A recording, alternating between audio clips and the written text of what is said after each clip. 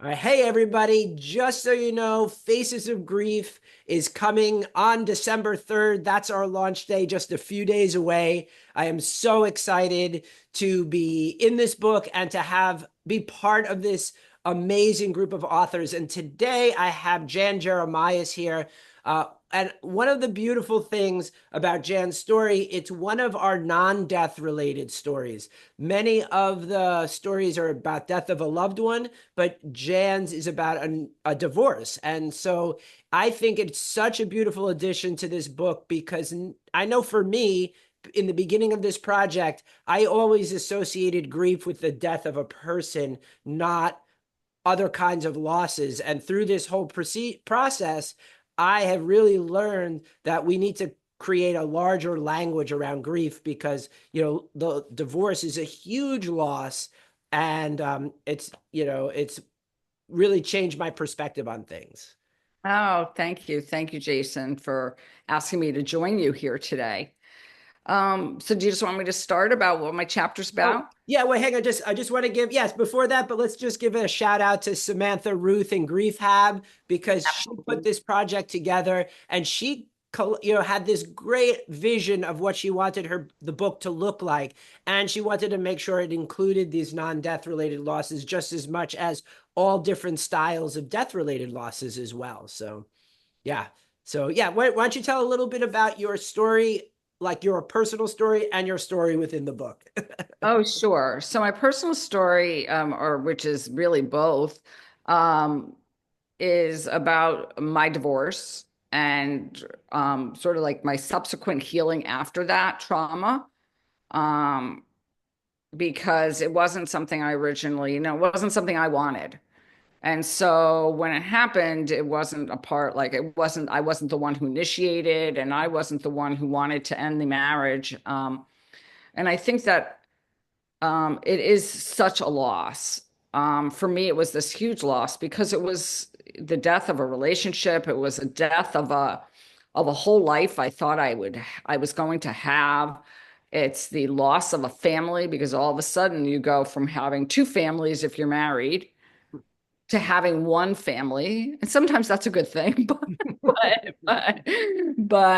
and it was really like the death of myself, which is really what my chapter was about. It was a death of who I was, who I thought I was going to be, and sort of the rebuilding afterwards of my life after that trauma of like starting from rock bottom and sort of like trying to figure out who I now was in in my life where I thought everything, even though we don't have things figured out, we think we have everything figured out. And it's amazing how similar, like, right? Because I went through the same thing after the loss of my sister. And it is about like rediscovering your identity, or I actually look at it as recreating your identity because the person you were beforehand, that they're no longer there. That's not who you are anymore. And the more you try to grab onto that old identity, you realize that it's like fitting a square peg in a round hole. It just doesn't fit.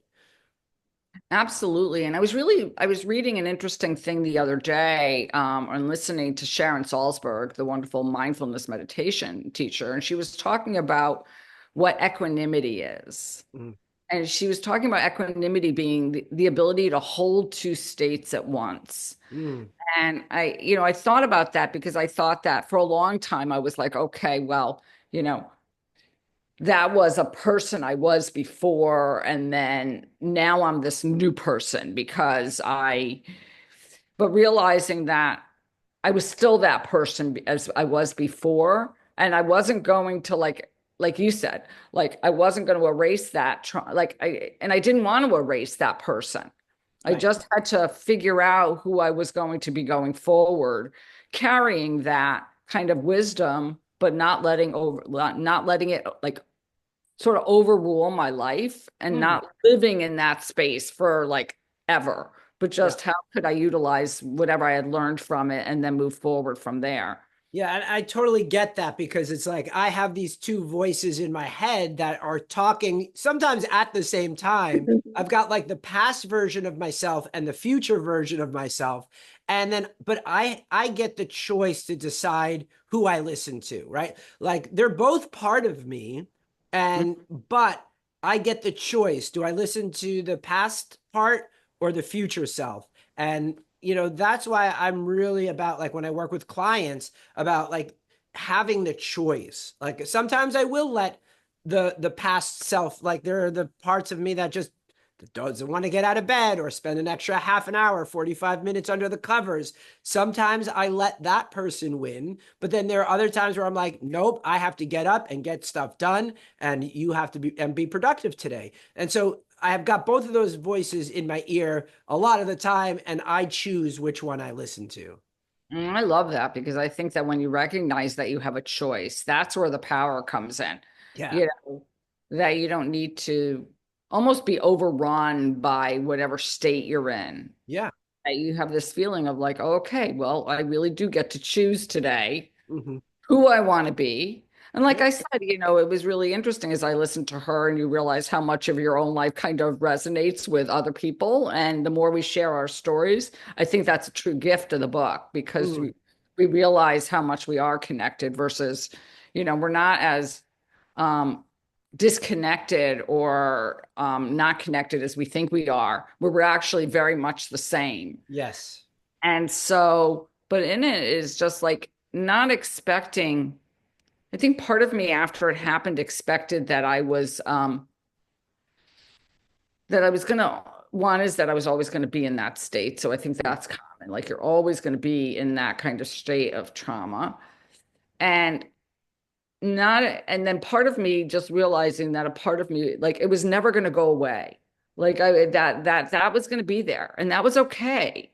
I think I spent a lot of time kind of try to like kind of lock it away in a corner and say, okay, you stay in this closet right now, Yeah. kind of thing.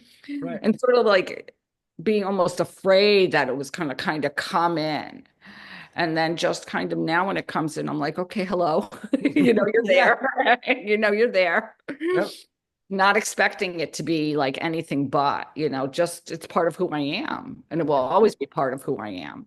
Right. And this idea of like, oh, I'm over grief. Like, I mean, like, no, like it's I love the idea of our grief stays the same size. It's just our container gets bigger. Like we become more spacious. And when we put the grief into its proper place, it doesn't have to usurp our entire identity. It could just be a part of us. Like this is part of me, just as much as I'm a yoga instructor, I'm a therapist, I'm a mindfulness person, I am a son, I'm a uncle. And when you like expand your vision of yourself and to include all the parts of yourself rather than saying, I'm a grieving person, I'm going to be here in this place all the time and live here every minute of every day, then I think that's where we get overwhelmed. And I love what you said just because that's so beautiful, because then you recognize that how much we all are the same. Oh, yes. I don't know a person on the face of the earth that hasn't had some sort of loss in some form. Right. That could be a friendship, that could be a job, that could be, the loss of a person, it could be the loss of a pet, you Mhm. know, we all have those experiences. And when we can learn to kind of navigate the world and make them a part of us and not try to push them away, Yeah. then we become more human. Yeah.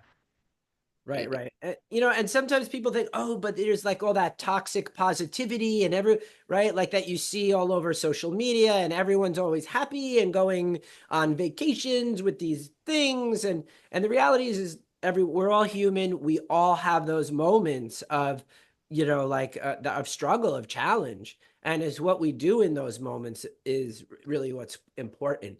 And to think that when we start to talk and have these conversations, we realize how there's only just a little bit that's different. The core and the essence, I think, of all of us are the same, and how they express themselves may be a little bit different, but Mhm. like we all want love and we all want connection, um, and we want to And be I, heard and seen. right. I love that. And I think that part of it also is just like allowing people to be authentic. So you don't want them to live in that space of like constant, like this is who I am, this grief. But if they're feeling at a moment like that's really coming up for them, you want to allow them the space to be able to express that. And Yes. that's okay. It's Hmm. like, the anniversary of something is coming up. I mean, yesterday was, was the day I got the anniversary of the day I got married. Mm, And, it might be that at points in my life, I've had that day has been very hard for me. And then to acknowledge that, maybe share that with someone. I don't think about it every day, right. but yesterday happened to be the anniversary of it. So all of a sudden it was on my mind, and allowing people the space to be able to like have a conversation or to share that, Yeah. not think they can't mention it. It's like, oh my gosh, I can't say anything because what will people think and what will people say and, kind of thing. Well, and I think because you're aware of that, like you have that acknowledgement that okay, this is the day. I know it may be a little bit difficult, and that probably my guess is that took you a little while to learn. There are so many grieving people I come in contact with. They're like, "Well, I'm feeling really crappy today." I'm like, and then you start to ask, and they're like, "Oh, right, this is the day that." I found out about my sister's diagnosis, or I found, or this is the day. And they didn't make that connection about, how they're like those triggers. And I don't usually love to use the word triggers, but in this case, it's like accurate where there's an event that happens that sets off a cascade of thoughts and feelings and physical sensations. And and we have to really acknowledge those and give space for those things to be real. And I think you know that in like a little less than 2 years ago, my dad passed away, and I remember that first year. I was really he passed away in February, and then I remember that first Father's Day was coming, and I was really nervous. I was like, "Oh my gosh, Father's Day is coming!" Like, and I don't have a dad, and what am I going to do? And I remember thinking to myself, I'm not going to make any plans. Like, I'm just going to allow myself the space Hmm. that if I feel like that day I need to stay in bed because it's a hard day, I'm not staying in bed every day, or if I just need to be alone. And I had the best day. I had no agenda. I got up, I went and I did all these things that we would have done together. Oh, And cool. it was the most beautiful day, but I didn't have an agenda. It wasn't like I'm a planner. It wasn't like I had a plan. I'm like, I woke up and thought, I'm just going to see how I feel. Yeah, yeah, yeah. And it was the best. And I think sometimes if we allow that time, like that, just that kind of observation, like you said, like, oh my gosh, my wedding anniversary is coming up. Maybe that day I don't like, I kind of allow myself the space to just go through whatever I'm going through on that day Yeah. and offer ourselves a little compassion and understand why we're going through it. For me, I think I tend to be quite a perfectionist. And so for a long time, I would be like, and deny that kind of aspect. And I'd be like, oh, I shouldn't feel like that. I should just get over this already. Like all the messages that we get from society of like, Right, right. oh my gosh, you're not over this already, Yes, kind of yes. thing would go through my head. And I wouldn't allow myself the space to feel.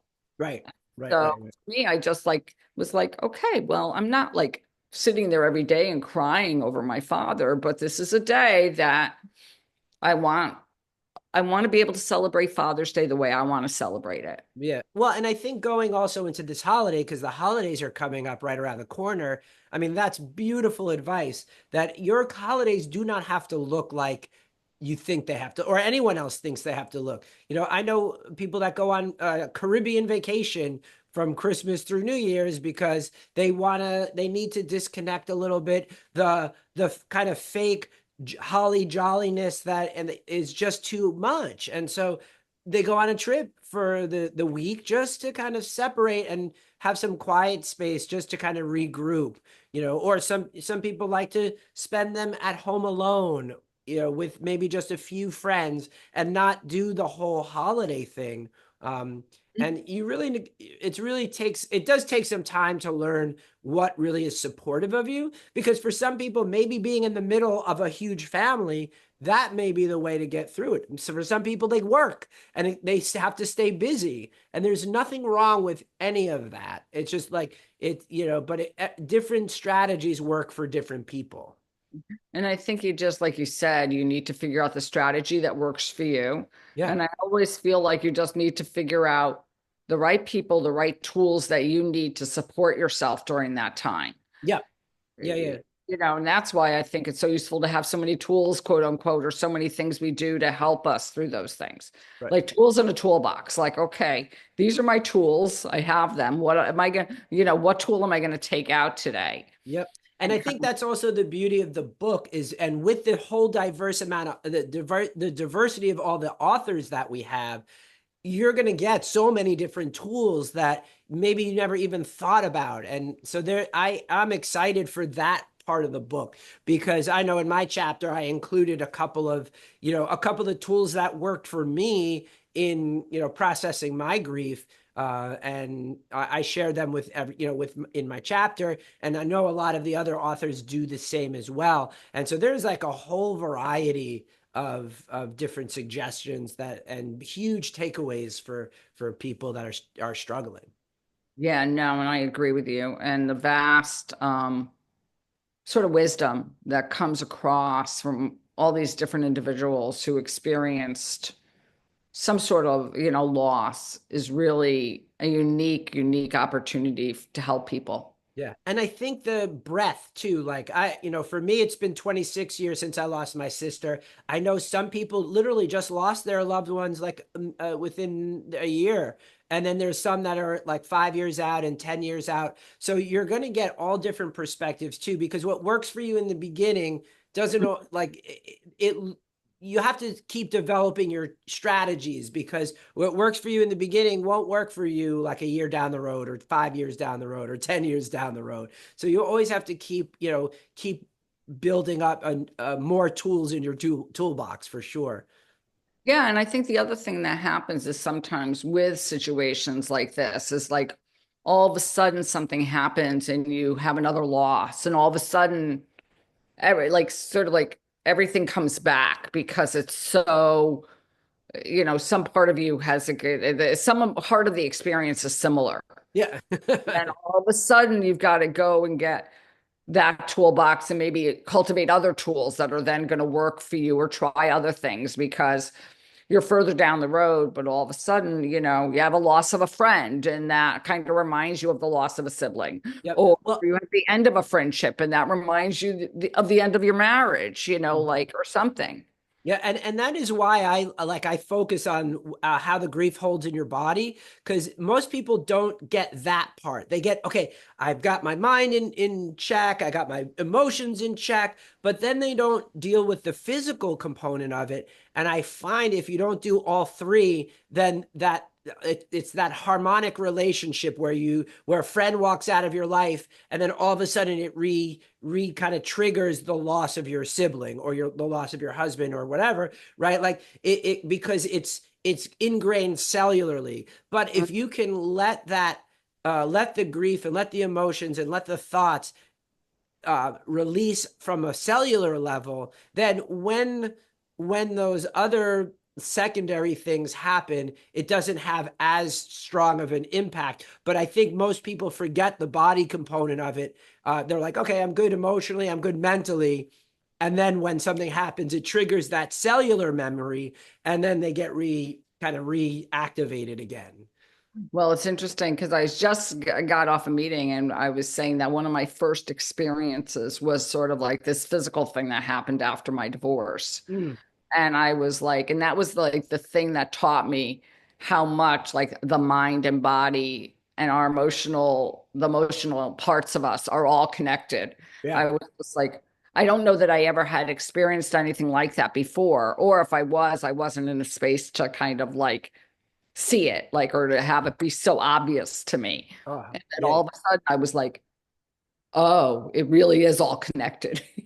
Well, yeah, and even sometimes it could take like there's something called mirror neurons, where we like take on the attributions of the person that we're connected to, and sometimes that actually happens with the loss too. Because I was working with a client, she was having some respiratory issues, and when we started to look into it, her sister died of a respiratory infection, or or something with the lung. I forget exactly. It was like something with the lungs. And when we all of a sudden she made that connection, she's like, oh, Oh, I can't believe that and just that kind of awareness, like things started to release from around her lungs, and afterwards she's been pretty decent with her respiratory function, so hasn't complained about it at least in a while. So Well, sometimes it's just the awareness. yeah. It's just that awareness. It's like,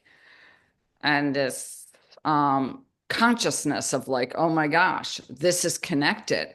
And that Right. kind of shifts it in our head, in our cognitive or into, our analytical part of our brain. It was like, you see it and you're like, wow, I never realized that. Yeah, Or and I think it's also acknowledgement that it's actually not theirs, but they're like borrowing it from their person. Like she didn't really have any fit. Like she went to doctors about the respiratory, and nothing came up, and so she realized that it actually wasn't hers to hold on to. It was it was the relationship she had with her sister. That's what the essence of it was, and the respiratory stuff was just what her sister went through, not really what she was even going through at all. And that acknowledgement allowed her to send that right back to where it came from. so cool. Yeah, it's really yeah, it's pretty remarkable. And as I said, like with all the stories of within this book, I think that everybody's going to find some big takeaway, and there's a lot of great tools and strategies in this book. Mm, awesome. Yeah, Awesome. so thank you so much for joining me. Remember, it launches December 3rd. Check the comments. I'm going to put a pre-order link right in the comments where you can order it. And then once it comes out, you can get your copy of it. And then if you have any questions or any comments, please put them in the comments below. And yeah, wait till it launches in just a couple of days. Thank you Wow. so much, Jan. Thank you, Jason.